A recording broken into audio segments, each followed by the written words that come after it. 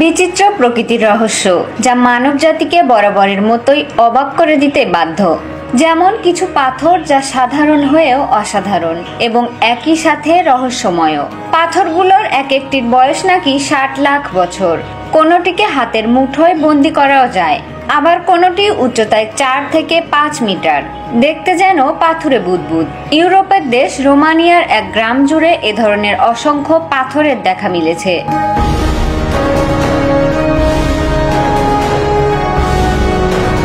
স্থানীয়দের মতে এই পাথরগুলো প্রতি 1000 বছরে সর্বোচ্চ 2 ইঞ্চি পর্যন্ত বৃদ্ধি পায়। কস্টেস্টি নামে রোমানিয়ায় এই ছোট্ট গ্রামে মূলত এ ধরনের অসংখ্য পাথর দেখতে পাওয়া যায়। সে দেশের রাজধানী বুখারেস্ট থেকে প্রায় 80 কিলোমিটার দূরে রয়েছে এই গ্রামটি। এই গ্রামের পাশাপাশি রোমানিয়ার অন্তত 20টি জায়গাতেও এমন পাথর ছড়িয়ে রয়েছে।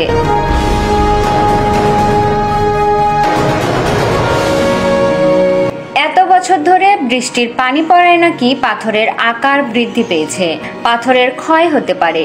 সেগুলো কিভাবে বৃদ্ধি পায়? তবে কি এই পাথরগুলোতে প্রাণ রয়েছে? এমনও হয় নাকি? মূলত এমন নানা কৌতূহল নিয়ে পাথরগুলো দেখতে রোমানিয়ায় ভিড় করেন অসংখ্য পর্যটক। রোমানিয়ার এই পাথরকে ট্রোভ্যান্ট নামে ডাকা হয়।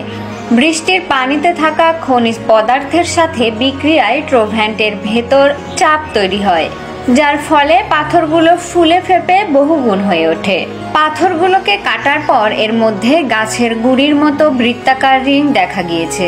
মূলত সেগুলোই পাথরের বয়স জানান দেয়।